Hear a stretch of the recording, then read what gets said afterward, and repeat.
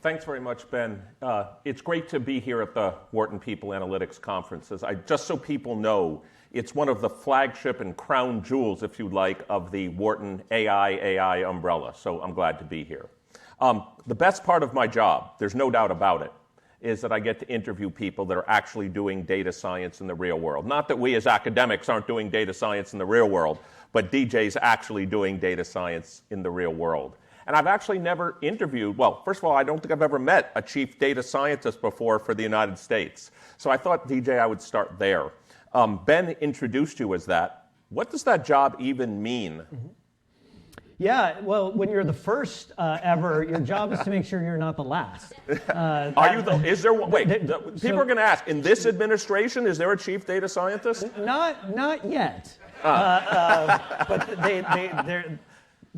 the administration's not done yet, so there's time on the clock. They just appointed a U.S.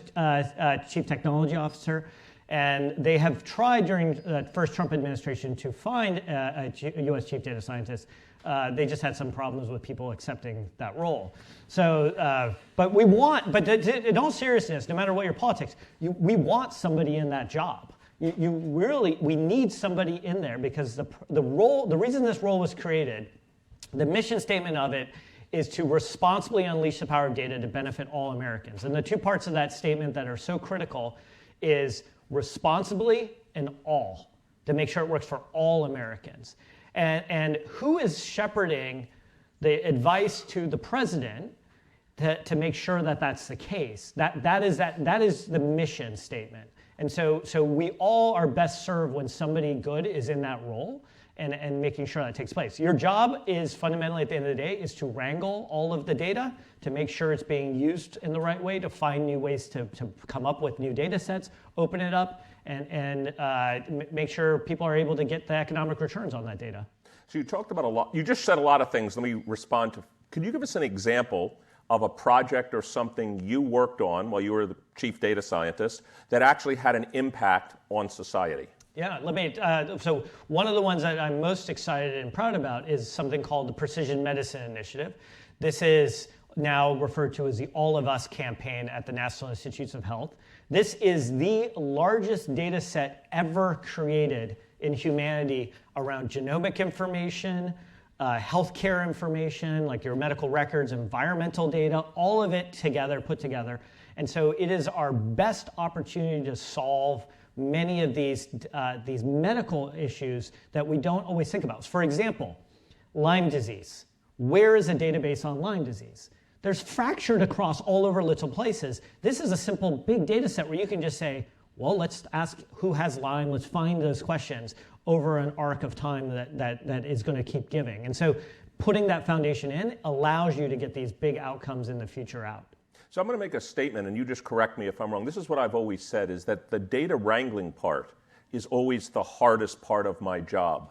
And so I've worked on, I see my colleague Cade Massey here, we've both worked on internal projects at Penn. There might be one set of data in the admissions office, another in career services, and these data sets do not speak to each other that easily. Could you talk about that, not just the work you did for the government, but just more generally? Yeah. This is why my life sucks. If there's any data, now I know who's a data scientist because you laughed. You're like, yeah, my life sucks. You're just like, oh, only if I had this data set. Right. You're like, only if the data set. By the way, just a little plug clean. Before DJ responds. I don't make any money for it, so I can plug this. You can go onto your favorite browser and type in Eric Bradlow and type, the data you wish you had is never coming. Yeah. And you can watch my favorite 5-minute video that I've ever constructed. The data you wish you had is never coming. That's right. And like one of the things that we were really focused on with the president was this view that, for example, the data that exists in the health system is yours. And while we were working on this, the fundamental view of the hospital system, the academic structure, the doctor, was it is not your data, and you should not even be able to see what's in it.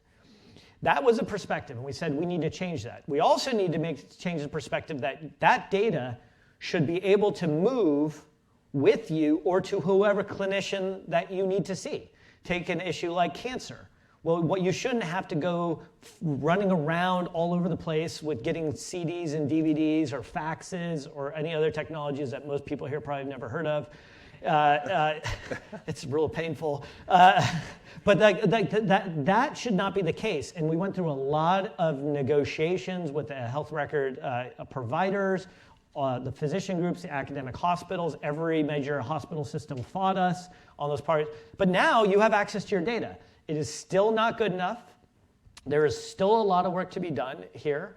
But at least now you can start bringing that data together. Guess how much it costs to bring your healthcare data together? It's in the order of half a thousand, maybe $500 to a couple $1,000s to bring all that data together. It also takes several weeks. It is not done at a push of a button yet, and it should be. Because if somebody has cancer, somebody has a rare disease, you do not have time to wait. You should never be forced to wander around through a hospital system going door to door to get these printouts or records to then solve something that you are entitled for. So I want to pivot a little bit from your job as U.S. Chief Data Scientist to questions. I see lots of students, young faces in the audience here. You're an educator. You're obviously at Great Point Ventures. You're an entrepreneur and investor. I'm sure all the students here, I have a freshman son here at Wharton who asks me all the time, Dad, what should I be learning around AI and data science? What do I need to know? So we'd love to hear your thoughts, both your view as someone, again, as who's an educator, but you're hiring people all the time. What skills do you expect them to have? So the number one skill, and the way I can explain this is, what's the first question I would ask you if you were interviewing in those early days of LinkedIn? I said, imagine you have the entire LinkedIn data set. What are you curious about? And it was instantly a separator of which bucket to put you in. The bucket that says terminate your interview after this, or keep going. And it was like, if you had like idea after idea and just would not shut up, we knew you had curiosity. And if you were like, what do you want me to study? We'd fail you right away. And so the biggest thing I can give advice for is you have to prime yourself to develop curiosity. You always should have an and job. Your and job is to be staying up to date, to playing with new technology, new ideas, talking to people. We have like, who are you meeting regularly with? Who's your kind of your group that you stay with, who keeps you informed about new ideas? What are all the other things? We kind of say it, Daniel Pink talks about this of like, being a T. You have to be broad across many things, deep in one. Now you got to be deep at least in several, 3 things, maybe more, and broad across a lot. And good thing is tech like AI helps accelerate the ability to do that. But your passion has to be for that. And then on top of that, if there's the 2 things that I find is limiters of people. One is being able to work on a team with great communication skills, like really being able to communicate. And the second is getting away from the computer. Getting away from the terminal, getting out of the office and into the place where the data points are there. Like we're talking about data points, and what I tell people all the time is the data points have names. You have to get to know their names. You have to learn their stories. If you don't have that ability to have context, frankly, you're not a useful data scientist. And I say that very intentionally because that means you don't have we were talking about this a little before, I'll say, is like context matters. And if you're building for somebody, what are you building? What are you trying to study? I mean, you've done a ton of this, Eric. Like in your own work, as people, whether sports teams or other things, people don't understand what this data is about fundamentally. You don't have touch and feel. Well, let me just say, I don't know, I'm sure a lot of you like DJ's answer. I'm scared shitless at his answer. I'll tell you why. I was hoping he was going to say, you need to learn a lot of Python or R, or you need to use AI to do coding for you. And that wasn't you were like, you have to be curious. I'm like, okay, I guess I'm curious. You have to learn about the data and the context. I'm like, okay, but get away from your computer. I like being in front of my computer. Yeah, so do I, and I find it incredibly awkward. I would force my teams, literally when we were doing the early mock-ups of LinkedIn or Relate IQ or anything, I would tell the teams, the product managers especially, take the technologists along with you. I was like, you have to go sit outside Starbucks and like ask people, what do they see? Like, just like be like just hold out like this giant printout and be like, tell me what you see, walk through this stuff. And then you have to get punched in the face 10 times of like the embarrassment of like, ooh, they didn't see like any of my work. And by the way, this happened to me. This is like every time I think I'm good at it, I realized I could be better at this. Like during the Obama administration, President Obama had explicit order. We were building precision medicine. We had to get out of the White House and into the communities to build not for people, but build with people. And when we got out into this community, and let me tell you, I'll just belabor this for a quick sec. The worst thing that you can have is a president chewing you out in the Oval Office. And I originally went in there, we said, yes, Mr. President, we have these groups we're working with. Well, he's like, have you met with the people? And I said, no, but we've got these groups who represent the people. He says, I thought I made myself clear. And nobody else talks. But everyone's thinking through their head, they're like, ooh. Let me ask you a question. One of the things that's in my notes that we talked a little bit about yesterday was this idea of scaling. It's hard to scale DJ Patil and have you, I'll say something I don't believe, but you just tell me why what I'm saying makes no sense. In a land of AI, why can't I scrape from social media? I have video data. I can now ingest that. That seems scalable. I have patient records. Why do I need to really get out and talk to the people? Isn't there this electronic trail that I can just use that actually is scalable and actually may provide even more diversity than meeting a small sample of people? It tells you where to start with the questions, but it doesn't tell you the answers. And so what I mean by that is specifically in this case, when we were building this and we finally went out and hit the road and we got into the communities, and it was amazing how many times we got punched in the gut by people that are like, did you think about this? What about this? What about this issue? What about that issue? And I just remember thinking like, okay, well, the only way to scale this is now the people who ask the hardest questions are the people we have to hire. We need to bring those people in. And I know this is like a challenging time where people talk. Do you think that's trainable? Well, here's what I think about specifically is like we're in a time where people are having this hard conversation about diversity, equity, inclusion. And what I would tell you, the most important thing to recognize is you cannot solve these hard problems unless your team looks like the population you are serving. And if you are building this for the United States of America, you are building this for the world, your team sure as heck should look like that. The country should look like the people, and you should represent their values holistically. And that is not a DEI thing. That is a smart thing to do if you want to actually succeed.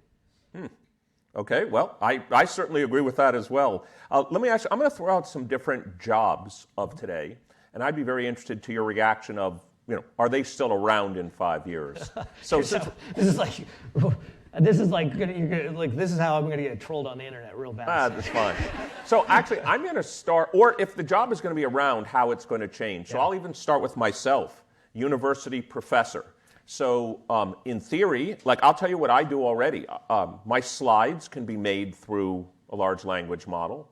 I can create video through a large language model. I can grade through a large language model. I can do lots of things through it. So let's even start with myself, and then I'll get to the jobs that people out here care about. University professor. Looks radically different across two dimensions. One is we're seeing a shattering of the federal system in the grant structures, and that is people who think that we're just going to ride through this blip. I would contest that's not going to be possible. So we're going to need to see a reframing of what is our funding structure, and that's going to fundamentally change the job. Let me ask you, before you get to number two, if the government isn't going to fund, I'll call it basic fundamental research, as I think everybody in the audience here knows, many of us are alive today because of mRNA, which was invented here at the University of Pennsylvania through basic research grants from the government. If the government is not funding basic research, who's going to do it? Another country, and we lose. That's the real answer. If we don't do it, somebody else will, and we lose. The reason we are so successful, what government funding does is it ignites the spark. Academia, industry, venture capital, all those other things, they nurture the flame.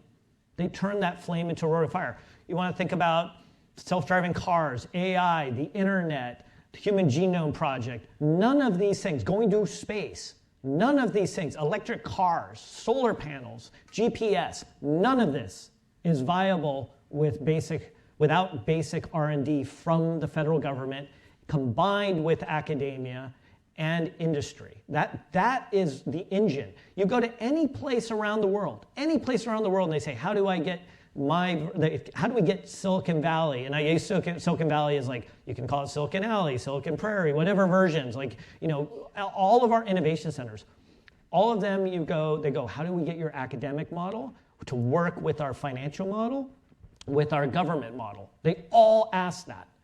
They all want that. And we are now saying, we reject that?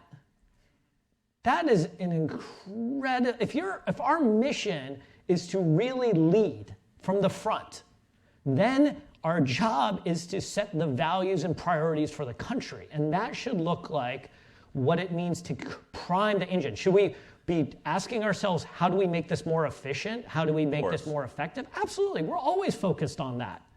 But you don't want to shatter it, because the shattering means that we're going to lose 10 to 20 years. That's how long these things take to get these projects going at this scale, 10 to 20 years. You lose that, that is giving up the advantage for somebody else to, literally you're dropping a baton and allowing someone else to pick up with it. And by the way, if you think that this is just something that comes from the Obama administration, I have the good fortune to have served under 4 different presidents, 2 Republican, 2 Democrats. So it is a position that I come from, that I've seen from multiple Democrat and Republican administrations alike as an engine and a model. And they certainly, if you talk to other leaders from other countries, they all ask, well, how do you guys do it? So besides, as you mentioned, I think I interrupted you, had a second point, besides the funding model is probably going to change, what else is going to change? What I am most excited about is something that, we already see this, the best professors are the great mentors. The best professors are fundamentally great mentors. They are champions of people. They open doors. They help get the most out of you. There's no difference between a professor and an elite Olympic coach in that way. I feel like the best thing that now all of a sudden this man's making sense. Everyone stay quiet. Keep going here. Cue the music. Yeah, exactly. The Olympic music. Exactly. That's going to be Ben. That's my entry music from now on. The Olympic music. Cool.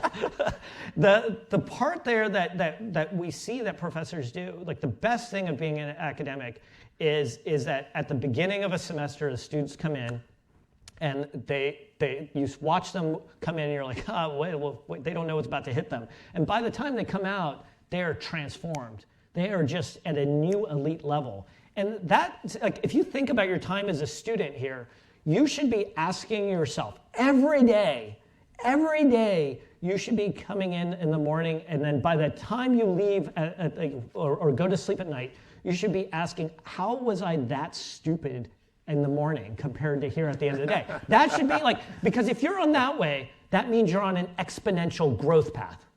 That's like, and by the way, if you think I'm just saying that for students, that's what we tell every startup. That is my version when I'm building something. When I'm working on something, I'm like, I should be talking to the right people. I should be working at this in such a way that by the end of the day, I'm like, how was I that bad at this in the morning? That's growth. And by the way, that means laughing in the day. That means maybe crying in the day because you're getting your ass handed to you. But more than anything else, it's working as a team. It's working collaboratively to do anything. If you think like working at the White House is like just close the door and solve a problem at your desk, that is not how it works. Because your problem is dead on arrival. There is no way that you cannot solve a hard problem that way. Your way that you get stuff done fundamentally is because you make it go from an I to a we. And I know that sounds kind of trite, but that is the way you should always be thinking about it. All right, well, let's think about some of the jobs that some of the students in here might take. So I'm interested in working in investment banking, and I'm going to be an analyst in investment banking. And now, of course, desk research can be done by AI. Excel should be gotten rid of, and now I can do analysis in a more sophisticated way. I don't need someone to get to the data lake for me. I can do that myself now. So I want to be in investment banking. What does that job look like going forward? Mm-hmm. So I think there's a couple of trend lines that to think about, because, and I'll use investment banking because I know nothing about investment banking, but my wife is one, so therefore I've listened to enough about it that I'm dangerous. The way I think about this is, what is your day-to-day, and where is that going to take you over the next 2 years? And then where is the field overall going? And the field overall going is a broader question because we have increased, are you working in an area where there's more private equity? Are we talking about high-speed financial kind of transactions? And so there's a broad question of where that world goes. But let me try to give a framework how to think about this, like more generically. So I think of things in sort of X scale. So 1X is 1 to 1. 3X means 3 times the baseline. So normal technology product development is 1 major release per year. So that's a 1X. So like you listen to Apple, they're like, here's our big product launch. That's a 1X. Really, really special places are at 3X. And startups, typically you see 3 times launch every year. So that'd be fantastic is at a 3X. That's why startups outperform bigger companies because they're operating at 3X. So they're compounding on that growth curve. AI companies right now are typically moving at 7X to 10X. So 7 times releases of major products to 10X releases. So we're on this exponential of what AI looks like. Society tends to move at a 1X. Policy moves at a 0.01X. If we're lucky, 0.01X. Like laws don't change. Like once every 10 years, once every 20 years. HIPAA hasn't been updated in 20 plus years, almost 30 years. Common rule, 30 plus years. So we're at 0.01, 0.02X for that. And then you kind of say, okay, if those trajectories are happening, and our learning curve of us, our chance to go get an MBA or go to school happens very rarely. What's your ability to stay on that curve? And the question fundamentally is, as a transition is going to happen, are we in for a hard landing of society and jobs and your life, or are you in for a soft landing? And what I would argue with all these jobs and everything else is you should be optimizing everything for how do you achieve the greatest agility. The way to survive in a soft landing is to create agility. Agility comes from the training of first principles you get in academia, the network to help allow you to move with greater fluidity, and then the ability to be curious to find the new avenues that are going to become the next frontiers. So I've been told to move to the audience questions at this point. Just to remind everybody, there's a conference app. Please enter your questions into the conference app. I have a few in front of me now that we'll start with.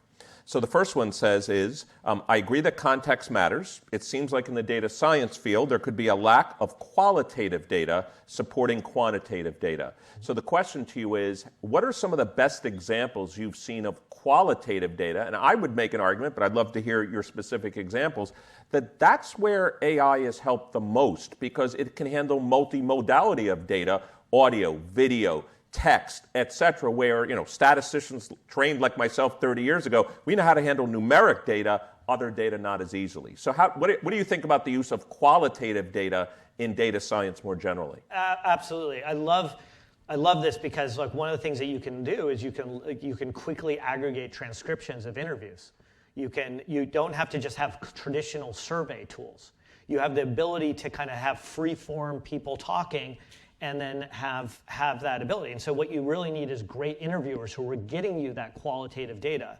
And I'll be very specific. Like when I was first trying to get this idea of what do I need to know around precision medicine, the idea of moving the healthcare data, there is no data about this problem. People aren't there. And so I talked to people who had gone through healthcare systems, very tragically lost a loved one, and would talk to them, and they would tell me all the things that broke and everything that was wrong. And I think now, boy, if I had a team of people just going out there and interviewing, or just a website that said, record your stories, just tell us your stories and aggregate that for the ability to say, comment now.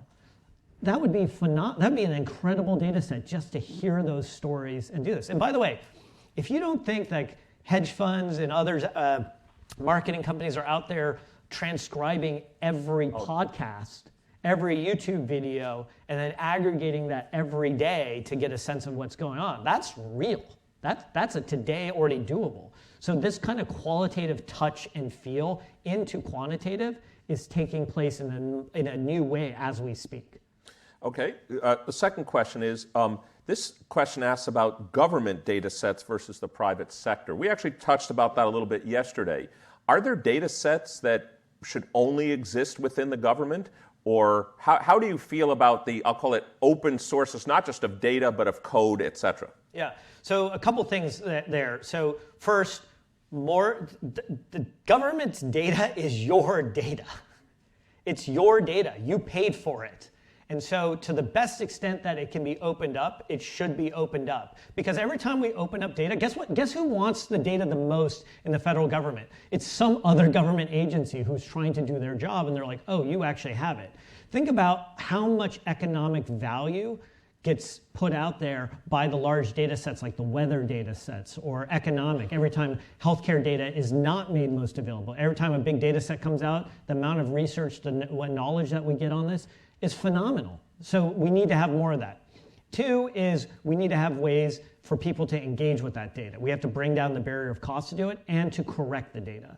Third is we need to make sure that data is actually substantially more comprehensive. There are many people who are left out of those data sets. You know, a easy version of that is the transgender community in the census. And it's been a long arc to get that fixed. And we have many other groups who've been left out of that data set, and they are not represented in there. And we need to find ways to make that, because the better the data, it shows more problems. Then there's a question of responsibility. And this is a really challenging one right now, because we need to ask what outcomes we want.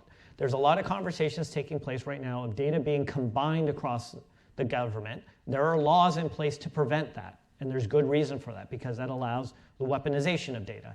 You might be able to identify somebody with certain characteristics or traits in one data set when it's combined with another, and then you might be able to, if you expose that, you might create harms for them, or you might be able to go after them for some reason. And that is not acceptable by our system and our values. And so that is that part of the job, the number of times that I would actually get involved and stop data sets from being combined or being put together. That's part of the responsibility portion of the job.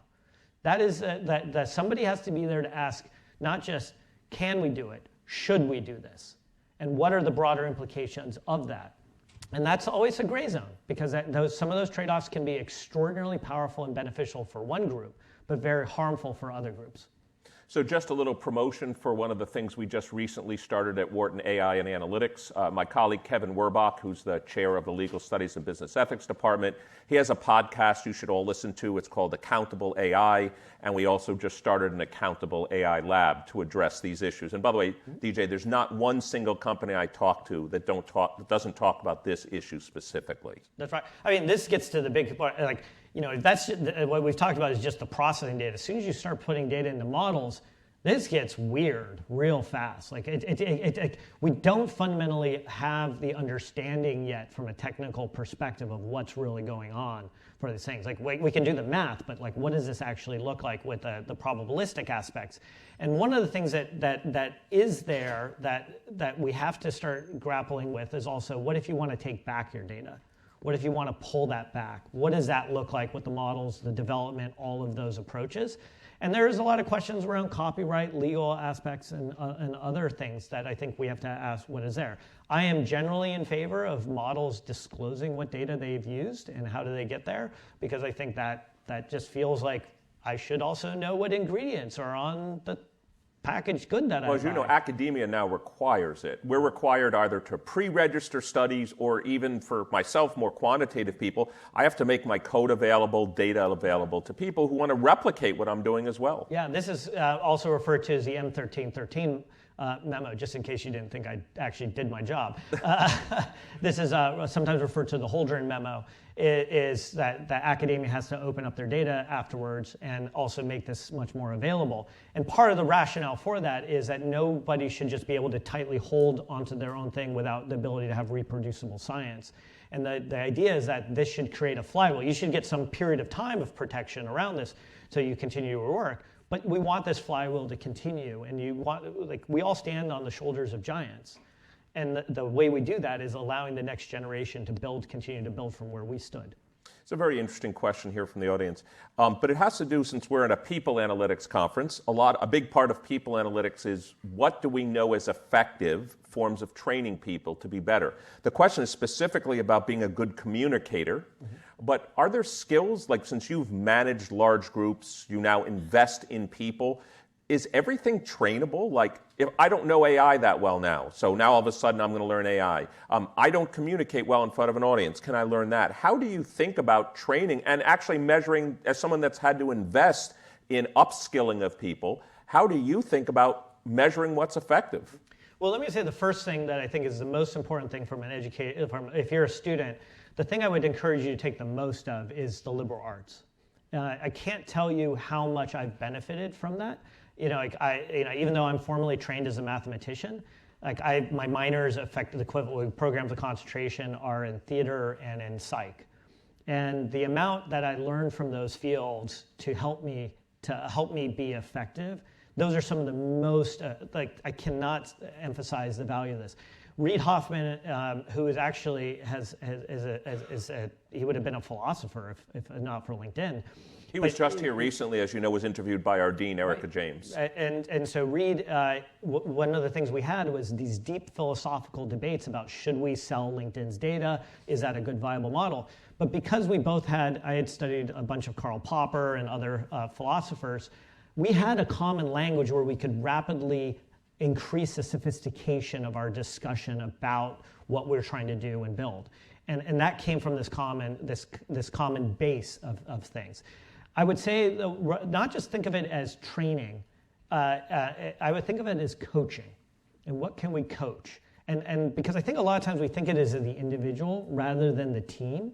And so I try to really optimize this as a team approach. And a lot of this comes from my experience, specializing in national security, is we have people that come from very different backgrounds, and you put them on the teams together, and now that's an elite team that we might put into what we call a no-fail mission. But if you kind of looked at them and you said, could any one of them do the mission by themselves? You'd be like, no way. But I need a team that is very collective. And so I think if there's one thing that I would tell organizations around people analytics, the mistake I see most organizations make is they don't carve out into the organizational time the role of play and the freedom to try things and to play with things without strong-armed sort of you're bad playing with this AI model. I think we have to have a way of just testing and trying, and that if you look at the students if you're a first-year student, you're likely to be AI native. We're going to be AI hopefully fluent, and we know because if we hand our kid our phone, they're like, "How do you type?" It's a dinosaur. And so, what is that version of for you to as technology changes to be native or fluent as that happens? And the only way to do that, and we had to do this ourselves, at LinkedIn or any of the other companies or the federal government, it was you have to get in there and play. You have to be no, I'm not just going to use my desktop or laptop. I'm going to use my mobile device. Whatever version of that is, you need to be trying and doing these things. So since we only have time, I think, for one more question, I wanted to know the answer to all your questions, but this one I really want to know the answer to. What keeps you up at night? Yeah. What are you most worried about? It could be AI is going to take over the world. It could be government funding is going to go away, no more basic research. What's your biggest concern? Well, I'll put it this way, and then because this was a question I was going to ask you actually to end on, is here's my greatest fear: cynicism. My greatest fear is cynicism. One of you out there, or actually every one of us at some point is going to doubt ourselves. We're going to doubt our system. We're going to doubt our peers. And if you let that cynicism get to you, we lose. And I say we, as all of us, as society, we lose. It takes all of us to be all in. And so the question I was going to ask you, Eric, which I think is, and I'll give my answer first, is rather than what keeps us up at night is what makes me hopeful? And what makes me hopeful more than anything else is when I see people at academic institutions who know no better than to run against a brick wall 1,000 times, and then one of those times I'm like, they're never going to get through, and then they break through, and I'm just like, that's called discovery. And it reminds myself all the time of what that looks like.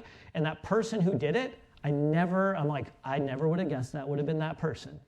And when I see that over and over again in so many different walks of life, I know that we're going to be in a better place and what is going to drive this country. But what makes you hopeful, Eric? Well, I'll just say the following. I'll use what you said earlier, DJ, which is when you're a professor and you see the brilliance of students and you hear things that you're like, even on my best day, I would never have thought of that. That makes me hopeful and optimistic. And I've been fortunate to be in front of Wharton students now for 29 consecutive years. And people ask me, what's changed over time? And I said, nothing. We have the best students. They're the brightest. I learned something, whether I'm in the classroom, whether I'm meeting with PhD students. So I'm hopeful because we have some really smart people that want to do some good in the world. That's what makes me hopeful. Well, let's take an opportunity to thank DJ for joining us here at the conference.